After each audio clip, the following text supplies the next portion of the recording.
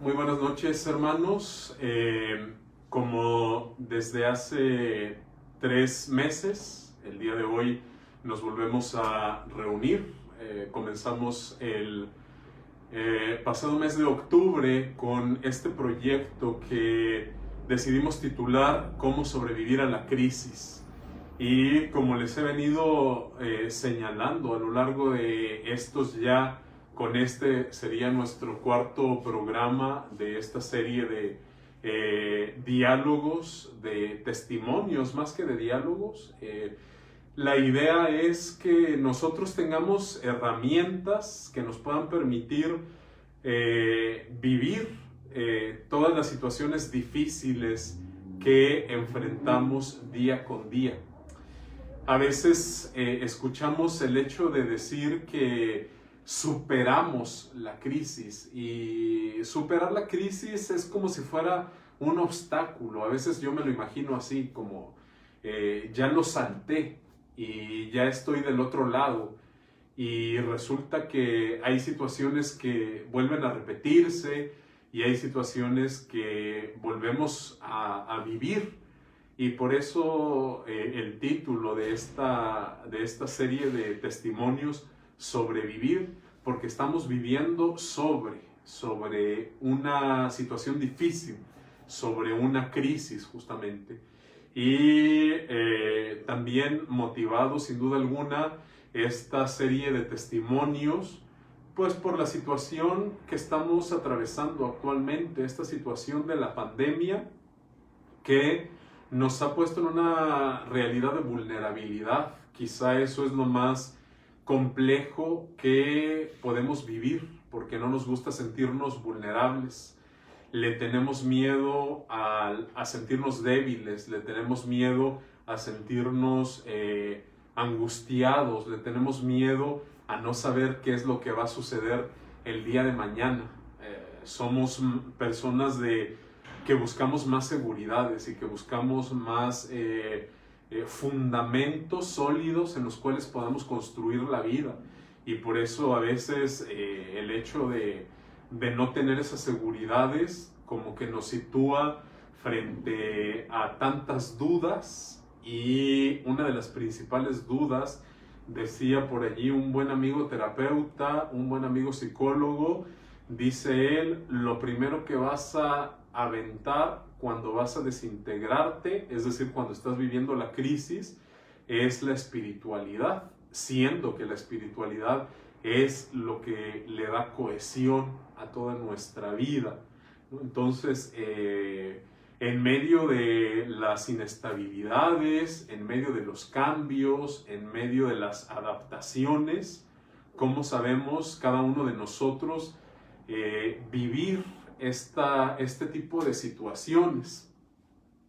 Ya a lo largo de esta serie de encuentros que hemos tenido, los primeros 3 fueron acompañados por Javier, que nos compartía su experiencia.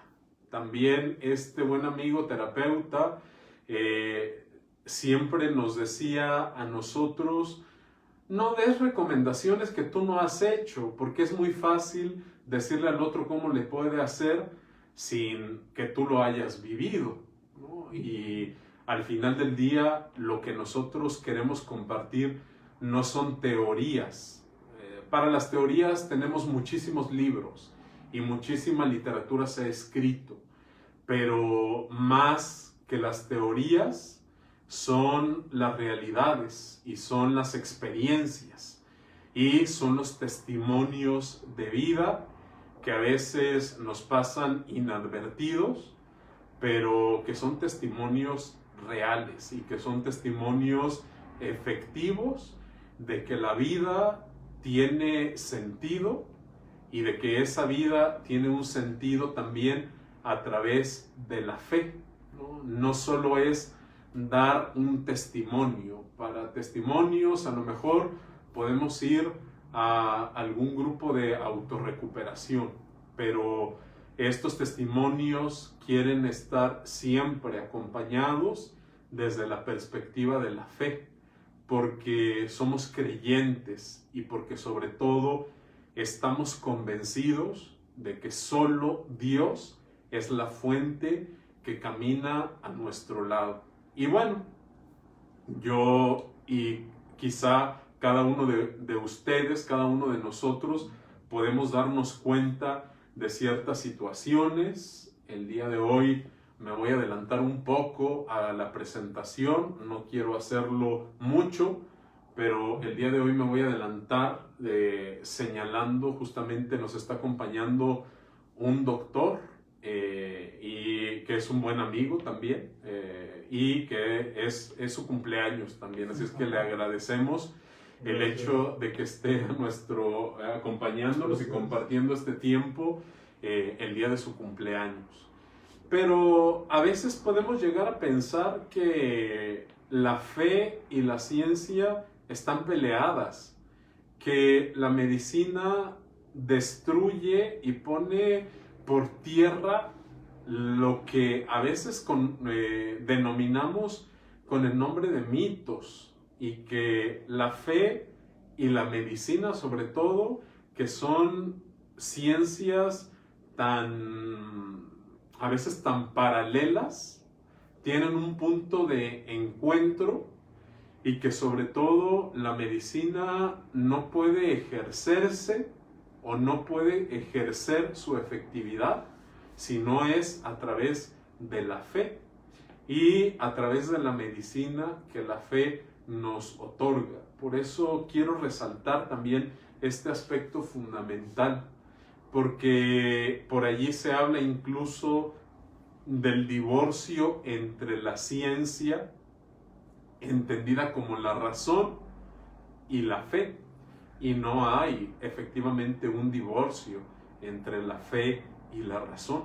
Todo lo contrario, cuando descubrimos lo fundamental de la razón siempre nos abre a la experiencia de la fe.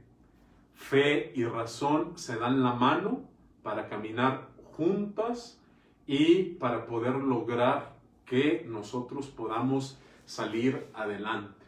Entonces, bueno, pues yo ya voy a guardar silencio y, como les decía, le damos la bienvenida aquí al doctor Gerardo, y pues más que presentarlo yo, le agradecería al doctor que pudiera presentarse, que nos hable un poco de él, y le damos la bienvenida a este espacio testimonial y pues a este espacio que siguen distintos hermanos nuestros con esa necesidad de aprender y de vivir pues desde este testimonio. Entonces, bueno, adelante. Okay.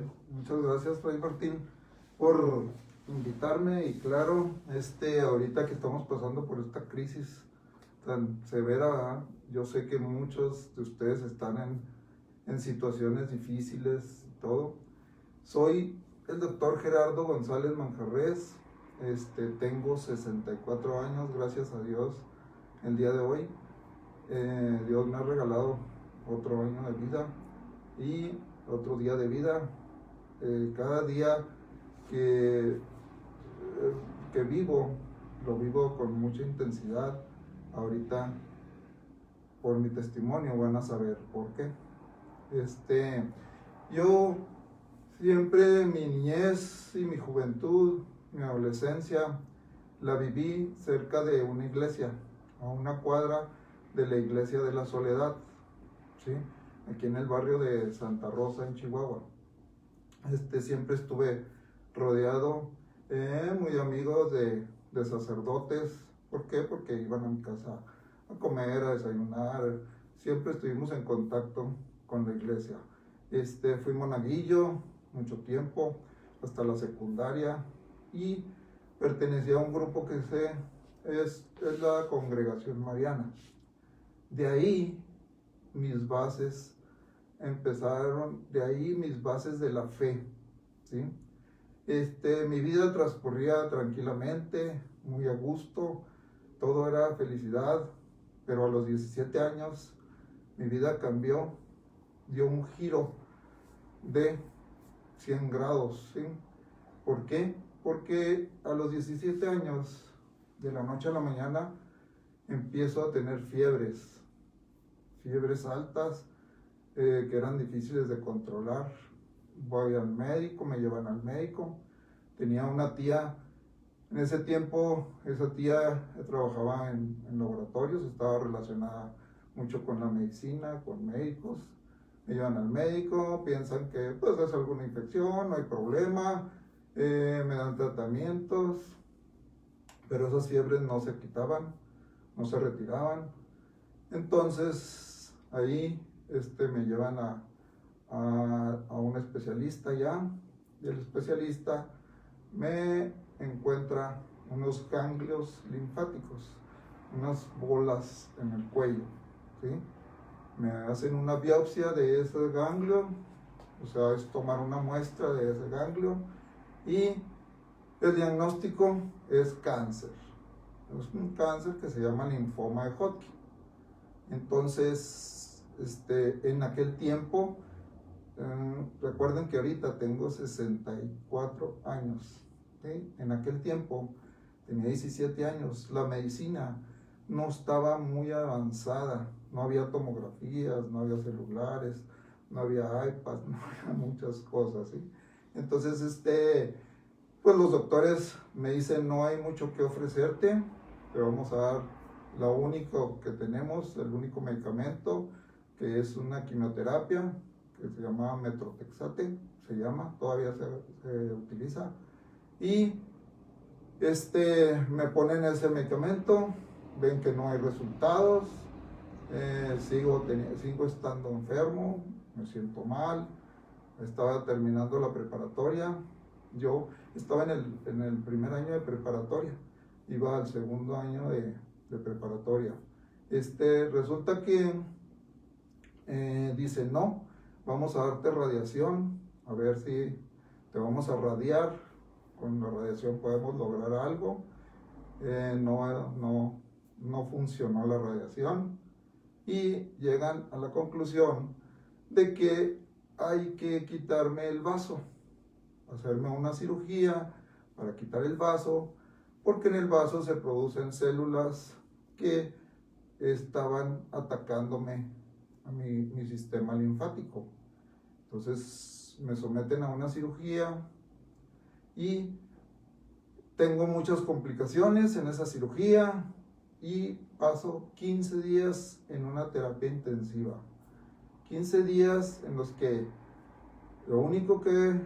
los pocos momentos que tenía de lucidez, me acordaba de que le pedía a Dios, a la Virgen, sobre todo a la Virgen, porque en la congregación mariana teníamos un lema que era a Jesús por María.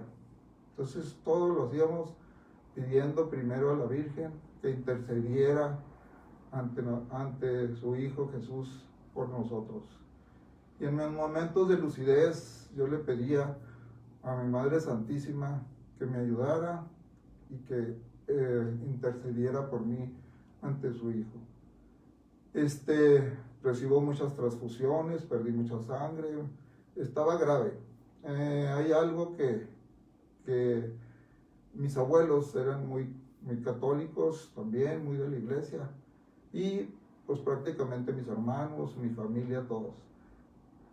Mis hermanos todavía incluso recuerdan que dicen que mi abuela los hincaba todas las tardes a rezar el rosario cuando yo estaba muy, muy grave, ¿sí? Y esas oraciones pues también me ayudaron. Logré salir adelante de la terapia intensiva y pues mi pronóstico fue, me mandan a mi casa a recuperarme, me empiezo a recuperar. Mi pronóstico era muy malo, me dijeron, ¿sabes qué? No vas a vivir más que a lo mejor 1 año o máximo 2. No te podemos hacer ya más, ya no hay otro tratamiento que darte, así que pues no hay más que hacer. ¿Piensas estudiar o algo? Pues sí, tengo pensado estudiar medicina. Pues no te recomendamos que estudies medicina porque es una carrera muy larga y no la vas a terminar, ni siquiera vas a llegar a la mejor al primero o segundo año. Sin embargo, les digo, yo traía las bases de esa fe, platico con el sacerdote que en ese momento estaba en la soledad, y él me dice, ponte en manos de Dios, me pongo en manos de Dios, le pido a Dios que, pues, que si es su voluntad, me lleve, y que si no, me deje vivir, ¿verdad? Hasta donde Él quiera. Me sentía bien después de todos los tratamientos, las fiebres se habían retirado, y termino mi preparatoria y entro a la escuela de medicina. Entro a la escuela de medicina, muy pesada la carrera, pero pues paso el primer año, muy bien, no me morí. Siempre estaba aquella espinita de que cuándo, ¿verdad? O cuándo voy a recaer, o cuándo voy a volver a estar enfermo. Y siempre, no me morí. El segundo año de medicina, igual, muy bien. Y el tercer año de medicina, también. Pero en el tercer año de medicina, sufro porque muere mi tía. Tía que les digo que era muy querida porque era la que me llevaba con los médicos, me checaban, todo. Y muere de un cáncer, se la llevó rápido, sufrió mucho. Ahí yo le pedí a Dios que no la quería ver sufrir tanto, y gracias a Dios pues escuchó y se la llevó pronto. Pero a los 2 meses de la pérdida de mi tía, pierdo a mi abuelo, que era para mí, pues yo fui criado de abuelos, desde recién nacido prácticamente. Entonces, eso sí fue un dolor muy grande, porque lo pierdo estando platicando enfrente de mí, sufrí un infarto fulminante, trato de darle reanimación, no lo logro, y ahí es donde mi fe flaquea, y reniego de Dios, y le digo, ¿por qué, verdad? ¿Por qué me haces esto? Pues, ¿qué pasa? Se suponía que ellos me iban a enterrar a mí, y no yo a ellos. Entonces, me pongo rebelde, no quiero nada, ya no quiero estudiar, me entra una rebeldía que me dura aproximadamente un mes. En ese tiempo, otra vez, vuelvo a tener pláticas con sacerdotes, con amigos, y me hacen recapacitar, y recapacito. Vuelvo a la iglesia y le digo a mi Madre Santísima, perdón. ¿Por qué? Porque sé que estoy mal, no debo de cuestionarte, no debo de cuestionar a Dios, sé que fue su voluntad y tengo que aceptarla, ¿sí? Entonces, mi fe es pobre, es débil, y ayúdame, Madre Santísima, a volver al camino, a volver a mis estudios. Intercede, por favor. Dame una luz. Entonces, estábamos en exámenes finales, ya había perdido 3 exámenes, se suponía que me iban a dar de baja de la escuela. Platico con los maestros de esas 3 materias y me permiten volver a la escuela. Y sigo, viene el 4º año de medicina, y al terminar el 4º año de medicina, conozco a quien hoy es mi esposa y quien ha sido un pilar muy grande para mí. En el 4º año de medicina, al finalizar el 4º año de medicina, somos novios, llevamos algunas materias juntas, y terminamos 5º año de medicina y tenemos que separarnos porque llega el año de internado. En el internado ella se va a Delicias, de donde es su familia, donde estaba toda su familia, y yo me quedo, ella se va al seguro de Delicias y yo me quedo en el ISSSTE aquí en Chihuahua.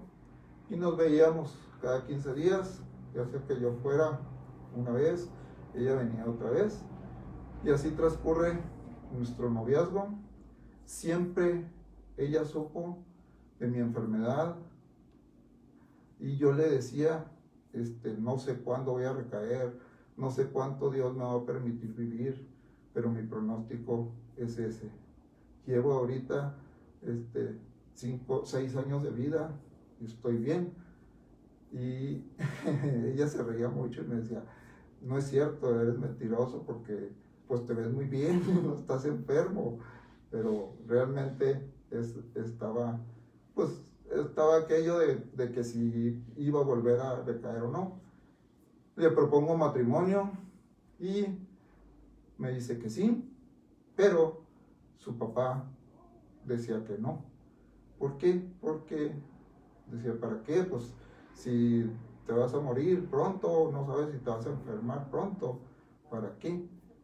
Pues con todo y eso, me gano a mi suegro, hablo con él, lo convenzo y nos casamos. Entonces viene el servicio social. Nos casamos al final del internado para irnos ya casados al servicio social. Nos vamos al servicio social y todavía estoy bien. No me ha pasado nada. Ya llevaba 5 años, ¿sí? Los doctores que me habían visto nos explicaban, me decían, pues no sabemos, no sabemos a quién te encomiendas o qué haces, pero la verdad es que ya deberías de haber, con lo que tenías, ya deberías de estar muerto. Seguimos en el servicio social, es pesado para los dos, porque a mí me toca una plaza en Madera y a ella le toca una plaza en un pueblo que está un poquito retirado de Madera. Entonces ella se embaraza y tiene que renunciar al servicio social para irse conmigo a Madera, porque estaba embarazada. Y entonces conseguimos en la universidad que ella después hiciera el servicio social el año que siguiera aquí en Chihuahua, en el DIF. Y mientras se va conmigo por el embarazo, está prácticamente todo el servicio social, la mayor parte del servicio social conmigo en Madera, en la ciudad de Madera. Nací en mi hijo nace en Delicias, Gerardo, y a los 15 días nos lo llevamos a Madera. Yo sigo bien, me siento bien, no hay ningún problema, todo va marcha en popa, como dicen. Y llega el año en que termino el servicio social y entonces hay que trabajar. Y mi esposa empieza el servicio social aquí en Chihuahua, en el DIF. Y teníamos a mi hijo pequeño, que ahí mi abuela nos ayudaba mucho con él. Yo sigo trabajando en el Seguro Social, me quedo como médico familiar y haciendo sustituciones de vacaciones. Entonces tenía que viajar mucho, tenía que ir a Cuauhtémoc a sustituir, a Gómez Farías, por todo el estado, Camargo, Lázaro Cárdenas, en todo el estado donde tenía que ir a veces a sustituir a clínicas, allí andaba, ¿sí? Sino que llega un momento en que presenta uno un examen para la especialidad. Presento mi examen, no lo paso y sigo trabajando. Y llega un momento en que le digo a mi jefe, digo, oiga, yo necesito que me reubique en una parte ya porque estoy cansado de trabajar tanto y de andar para arriba y para abajo. Y me dan en Saucillo, me dejan los fines de semana, que es entrar a las 7 de la mañana los sábados y sales el lunes a las 7 de la mañana. Entonces se llama jornada acumulada. Y me quedo en jornada acumulada trabajando sábados y domingos. Y el resto de la semana daba clases en una escuela de odontología, ¿sí? Y llegué a dar clases también en la escuela de enfermería. Entonces ya tenía mi tiempo completo, seguía sintiéndome bien. Nace mi hija, Cristina, ¿sí? Y ya tengo 2 hijos y mi esposa termina su servicio social y mientras vemos qué vamos a hacer, si vamos a trabajar si vamos a seguir trabajando yo solo o los dos o qué. Y en eso presento otra vez el examen de especialidad y gracias a Dios, ahí sí, ya lo paso. Me hablan un día y me dicen, doctor, se tiene que presentar en Monterrey, en tal hospital, en el hospital número 21 de zona, a las 7 de la mañana, tal día. Eran con 3, 4 días que me habían avisado. Va a la especialidad de pediatría. Y yo decía, ¿por qué pediatría? Yo nunca puse que quería pediatría. No me gusta la pediatría. No es posible. Pues ahí usted va a eso, lo toma o lo deja.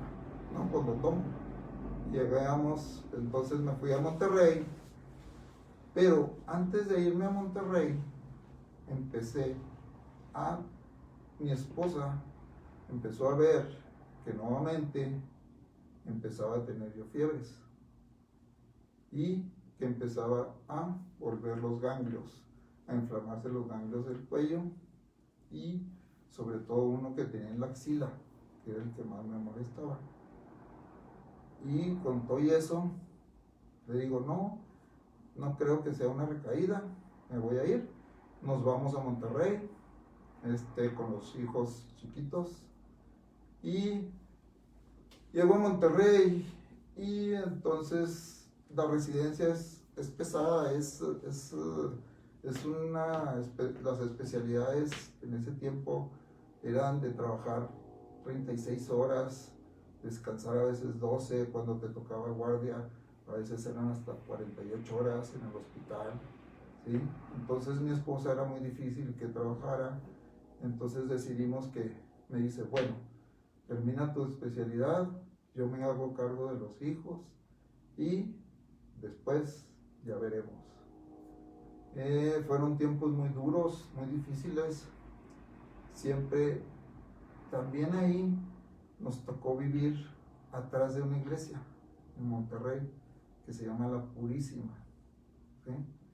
Y esa iglesia, ahí íbamos a misa durante este periodo que les cuento del estudio de la carrera de medicina, de la especialidad, yo me alejé un poco de la iglesia, pero nunca dejaba de rezar mi rosario, ¿sí? Mi esposa y yo, de hacer oraciones, de pedirle a Dios, de estar siempre en contacto con Dios, pero sí más alejados de la iglesia, sobre todo porque a veces le echa uno la culpa que no hay tiempo, ¿verdad? Resulta que llego a Monterrey y al tercer mes de la especialidad, un cirujano pediatra, cuando estábamos en el quirófano cambiándonos para entrar a una cirugía, me dice, ¿qué tienes en la axila? Digo, traigo un ganglio inflamado.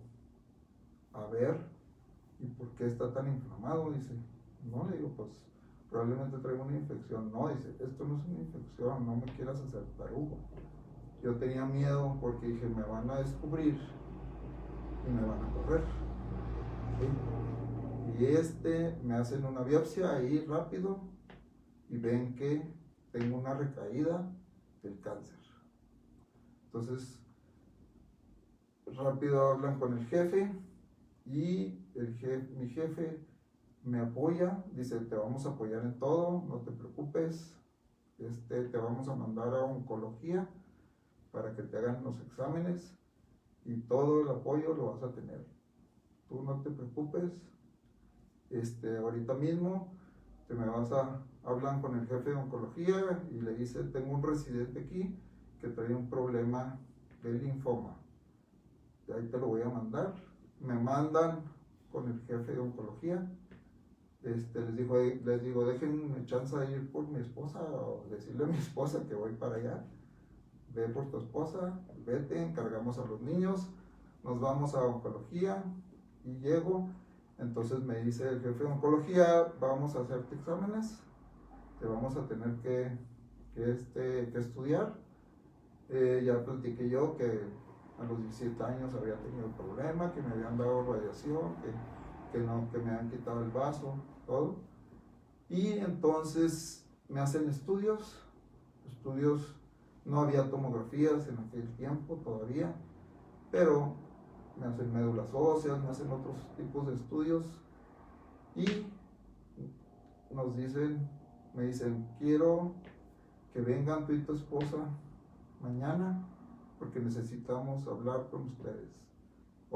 Había el jefe de oncología y otros 2 oncólogos, ¿sí? Entonces nos sientan a mi esposa y a mí y nos dicen, tienen 2 hijos, ¿verdad? Sí, tenemos 2 hijos. Y me dicen, mira, tu pronóstico es muy malo. Tú tienes cáncer, pero ya no nomás es el linfoma.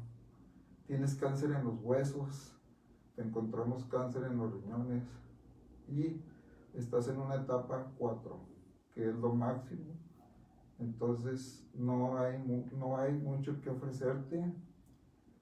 Nuestra recomendación es que se vayan a Chihuahua, disfrutan a tus hijos, disfruta a tu esposa 6 meses porque es lo más que vas a vivir.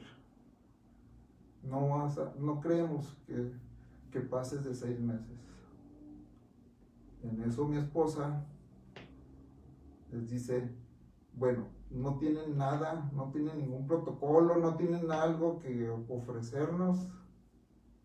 Y el jefe de onco dice, sí, hay un protocolo nuevo, pero no lo hemos puesto.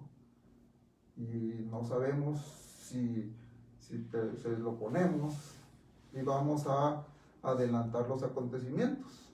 En lugar de que tu esposo se muera a los 6 meses, a lo mejor se va a morir dentro de 2 meses o 1 mes. Pues mi esposa, como médico, les dice, bueno, pues para eso están aquí, vamos a ver, pónganle el protocolo, ¿sí? Y yo callado, silencio, no hablaba, tratando de digerir aquello, ¿verdad? Y el caso es que ella los convence y pues a firmar los papeles porque no sabemos qué va a pasar, entonces nos vas a eximir de toda responsabilidad y empiezan las quimioterapias. Era un viernes y era un viernes un tipo de quimioterapia y el otro viernes era otro tipo de quimioterapia. Eran 2 quimioterapias las que me tenían que poner. Eran medicamentos muy duros, medicamentos que gracias al seguro, yo le agradezco mucho al Seguro Social porque eran medicamentos muy caros y eran medicamentos que estaban en experimentación y venían de Estados Unidos. Entonces empezamos las quimioterapias, eran muy duras. El viernes que llegaba yo a la sala de quimioterapia, desde que llegaba ya empezaba a sentirme mal, a vomitar, a sentirme muy mal. Siempre mi esposa me acompañaba, los hijos los dejábamos encargados y de ahí llegaba a mi casa y era un sufrir. ¿Por qué? Porque era vómito, diarrea, taquicardias, todo eso. Mi esposa tenía que controlarme con medicamentos, los efectos secundarios de la quimioterapia. Y era muy triste ver a mis hijos chiquitos que querían jugar, yo no podía porque estaba siempre tirado ahí en el sillón o me sentía muy mal. Y siempre orando y pidiéndole a mi Madre Santísima, la Virgen María, que me ayudara, que intercediera por mí. Jesús, si esto va a ser así, a veces le decía, no quiero, esto no lo voy a soportar, o dame fuerzas para soportarlo, necesito que me ayudes porque cada vez esto es peor. Y trataba sufría mucho el viernes, el sábado, el domingo, me reponía un poco, y el lunes generalmente me presentaba a trabajar, pero antes de entrar a trabajar, mi jefe, siempre me mandaban al laboratorio. Me tomaban un examen de sangre para ver cómo andaban mis glóbulos blancos, mi hemoglobina y todo, y dependía de cómo saliera, me decía, ¿te quedas o no? O te vas a tu casa, vete 2 días y luego regresas. O sí, mira, te quedas, pero te vas a quedar en tal departamento, te vas a poner a estudiar tales libros, tales artículos. Y así fue mi primer año de residencia. Todo un año con quimioterapia. A los 3 meses me hacen exámenes. Y, el cáncer de los huesos estaba prácticamente en remisión en 3 meses. Entonces los oncólogos me dicen, ahora sí, no te vas a ir, ahora te vas a aguantar, porque vas a tener que aguantar porque llevas, pues no esperábamos que fuera a responder así.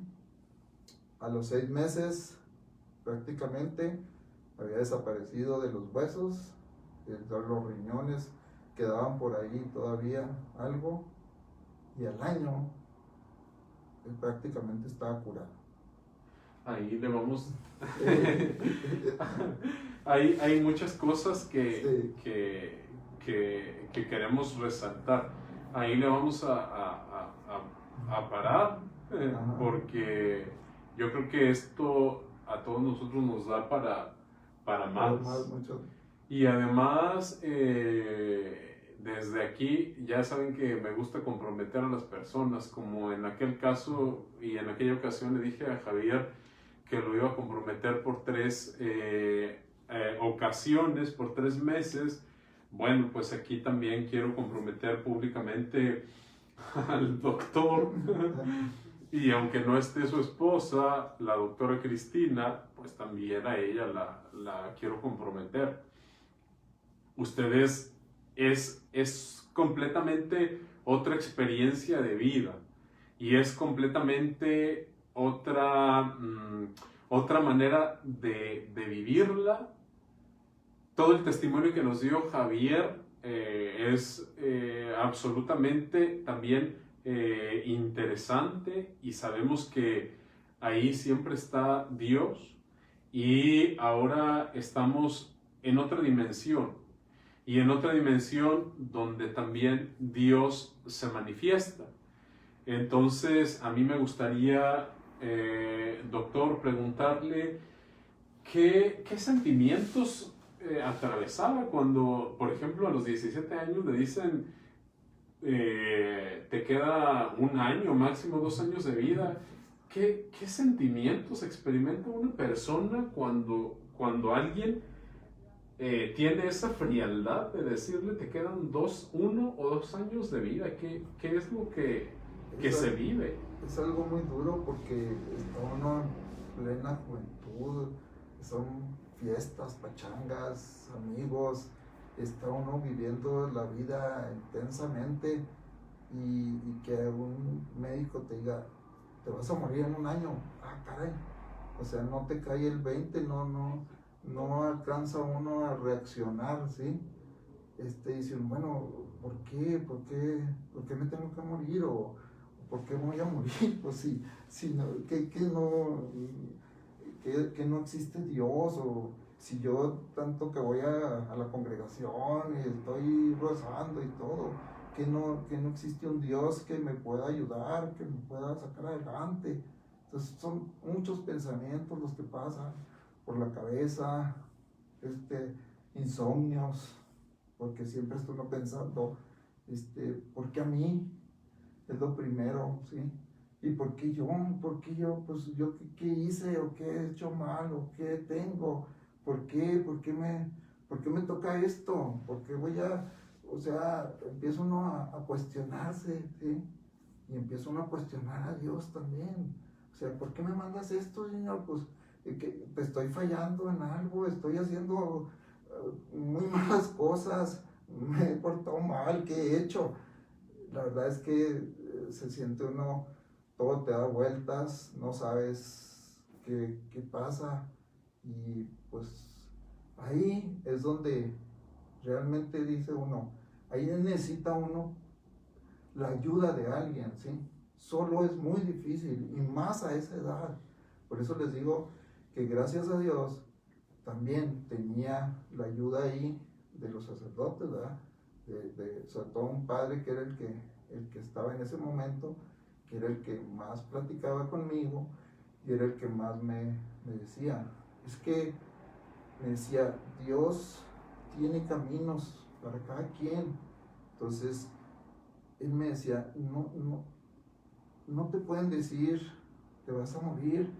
¿Por qué? Porque ellos no son Dios, los médicos no somos Dios. Yo después lo comprendí y con lo que viví, supe que a veces somos demasiado duros y nos creemos a veces Dios y no somos Dios.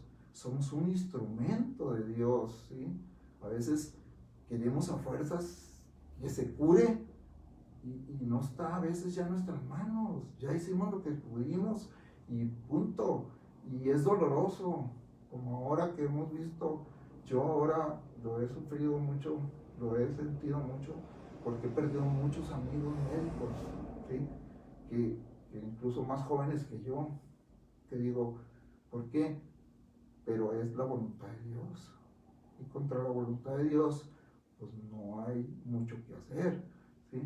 Entonces, en esa época, yo sufría mucho por eso, porque pues estaba chavo, y me gustaba pachonear, me gustaba andar en fiestas y todo, y de repente me dicen, te vas a morir en un año, pues se te nubla, se te acaba el mundo, ¿sí?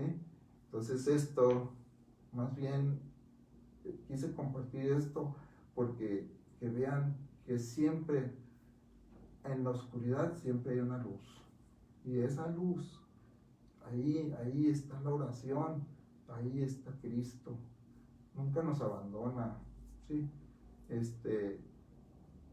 Probablemente no estaba tan maduro en ese tiempo y me ayudaba mucho el rezar, me ayudaba mucho la familia, la unidad en la familia.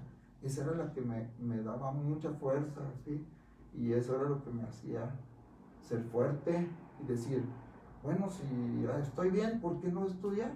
¿Y por qué no voy a poder estudiar una carrera? Claro, si Dios quiere la voy a terminar, si no, pues no la voy a terminar y punto, ¿sí? Y la familia siempre me apoyó. Entonces, la familia me decía, tú sigue adelante, tú no te creas, tú andas bien. Y eso, pues me ayudaba mucho, ¿sí?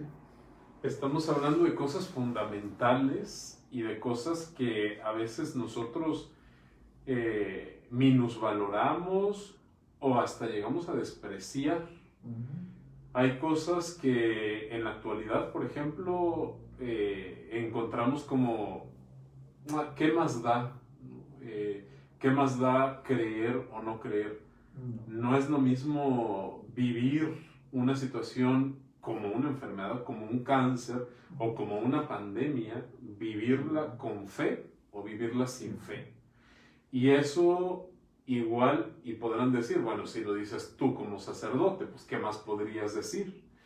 Pero, y vuelvo a decir que yo no le ofrecí nada, no le di un cheque, no le pagué nada absolutamente, no hay nada detrás de... y no hay manita de puerco, ni mucho menos como para decir, diga que la fe es algo fundamental, no. Pero no es lo mismo vivir una enfermedad y no es lo mismo vivir la vida sin fe que con fe. y de eso somos testigos. Nosotros estamos atravesando una situación difícil y creemos que las soluciones humanas, solo humanas, que estamos dando, son las que nos van a sacar adelante. Y craso error, porque nos estamos dando contra la pared y no vamos a lograr salir adelante de tantas situaciones que estamos viviendo, por un lado.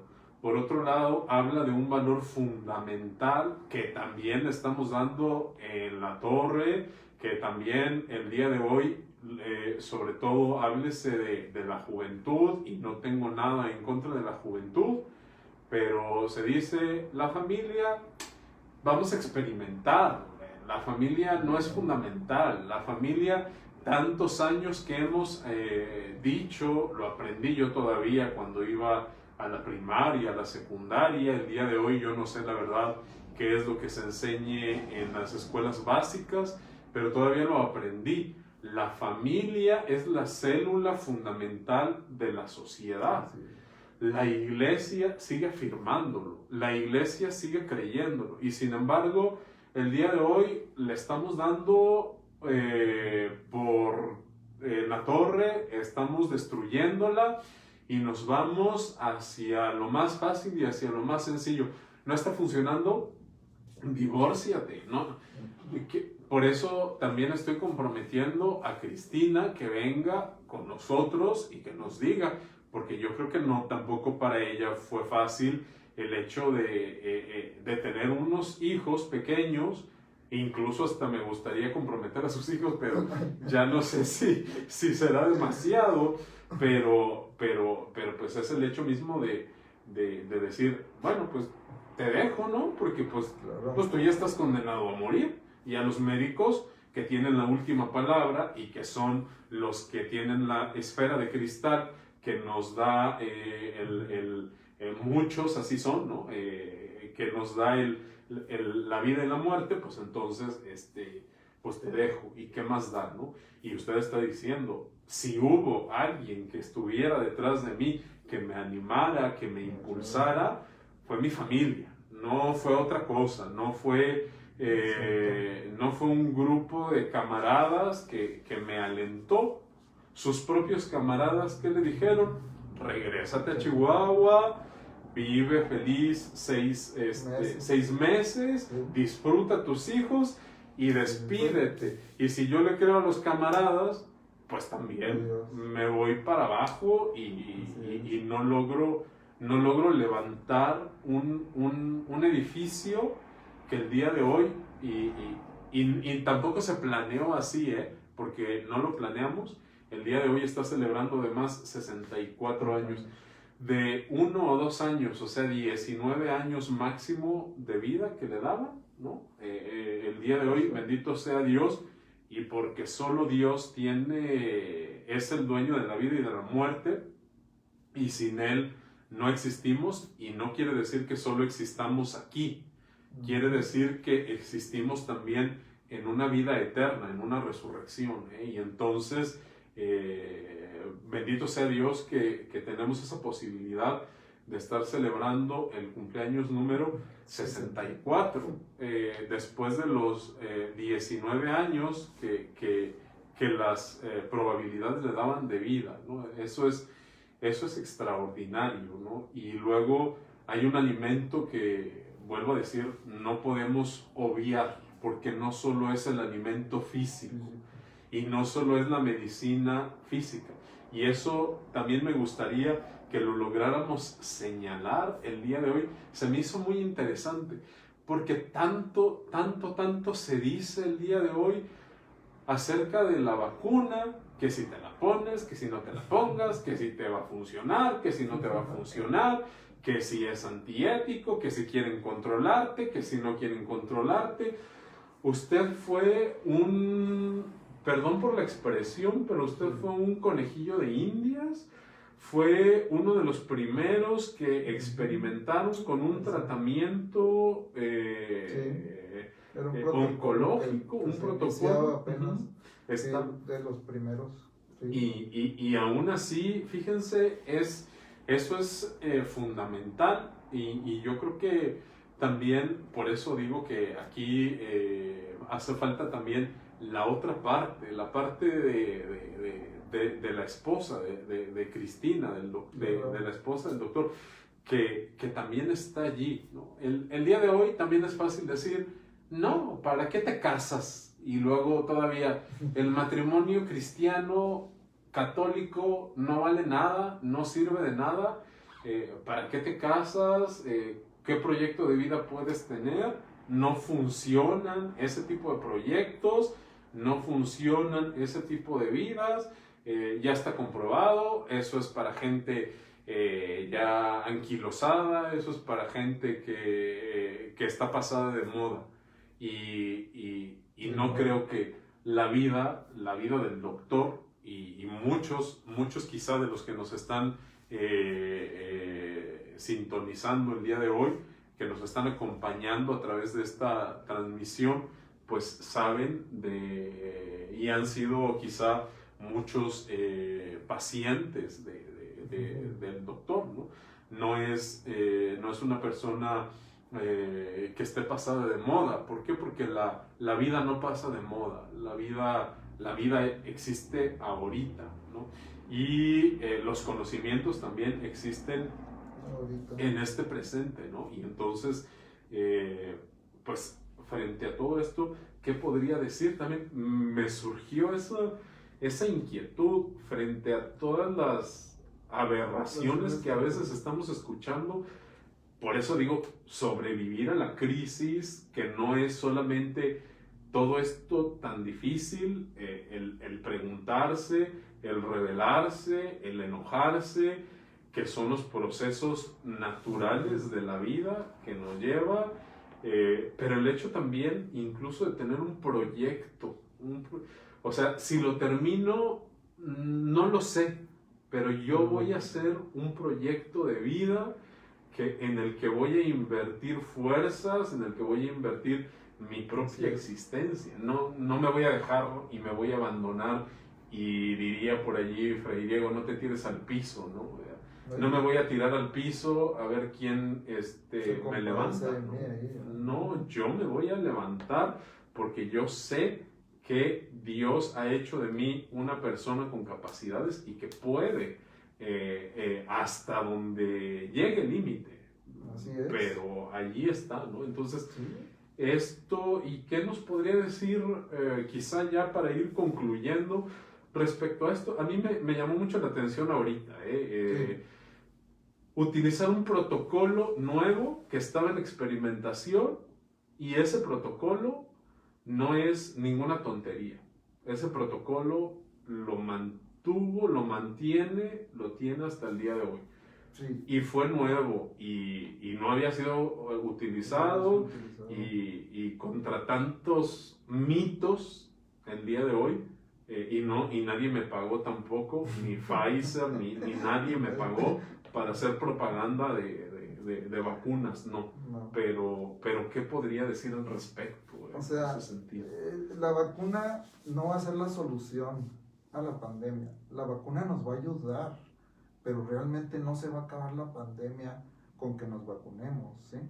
O sea, para empezar, va a ser muy lenta la vacunación aquí en México, porque el sistema que tenemos no está bien compacto, no está bien estructurado para vacunar así a miles y miles de gentes diariamente. Entonces va a ser muy lento. Las vacunas ayudan, y no somos, en México no somos pro vacuna. Europa sí, Europa ha tenido muchos problemas porque muchos niños no se vacunaban y morían, muchos de neumonías, de polio, de muchas enfermedades que son prevenibles ahorita con las vacunas. Entonces, la vacuna nos va a ayudar, sí nos va a ayudar a la larga, pero no va a ser la panacea, y no por vacunarme yo ya no voy a estar, ya voy a relajarme y voy a dejar todo. No, voy a tener que seguirme cuidando. Todo este año, hagan de cuenta que va a ser lo mismo que el año pasado.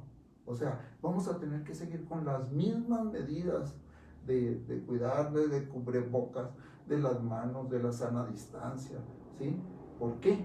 Porque el virus ahí está, el virus no se va a ir, el virus va a vivir con nosotros, ¿sí? Va a ser parte de nosotros ya. Y la vacuna, claro, nos va a ayudar. Pero imagínense de aquí a que se vacune todo mundo, ¿sí? Y realmente, vamos a ver, es una vacuna que se ha hecho muy al vapor. Entonces, todavía realmente no sabemos cuánto nos va a durar esa inmunidad de la vacuna. Ese es otro aspecto que no está todavía claro. Todavía los científicos, los investigadores, no nos pueden asegurar, te voy a vacunar y esta vacuna te va a servir para toda la vida. Claro que no, ya lo tenemos bien experimentado con la vacuna de la influenza, ¿sí? Por eso cada año tenemos que ponernos la vacuna de la influenza. ¿Por qué? Porque sabemos que si no la ponemos, pues vamos a tener influenza, los virus van mutando, ese es otro problema. Ahorita tenemos vacuna para el COVID-2 y ya hay mutaciones del COVID-2, ¿sí? El COVID-2 es el virus, la enfermedad se llama coronavirus, pero en sí el COVID-2 es el virus y ya tenemos mutaciones. Entonces, apenas nos vamos a vacunar para el COVID-2 y luego viene la mutación y luego ¿qué? Hay que sacar otra vacuna. Entonces les digo, no va a ser la panacea, no, se va a oír mal, pero el gobierno hace mal en poner tantas expectativas y quererle dar a la gente el que se va a vacunar y esto se va a acabar. Eso no es cierto, no se va a acabar. Y vamos a tener que aprender a vivir con el virus, vamos a tener que cambiar muchos hábitos. Nunca va a ser igual, no es cierto que vamos a volver a vivir igual que antes de la pandemia. Eso no, olvídense, no vamos a volver a vivir igual. Vamos a tener que hacer muchas cosas nuevas, vamos a tener que cambiar muchos de esos estilos de vida y todo, ¿sí? Y claro que hay que vacunarnos, sí, hay que vacunarnos. Y también eso, siempre y cuando sea una vacuna que la estén cuidando, sobre todo el sistema de refrigeración, hay que ver, porque ¿de qué nos va a servir? Que el gobierno diga, ya tengo 2 millones de vacunas y resulta que no tengo el congelador, ¿sí? Entonces son vacunas que se van a inactivar y me voy a poner, como quien dice, pura agua, no me voy a poner nada.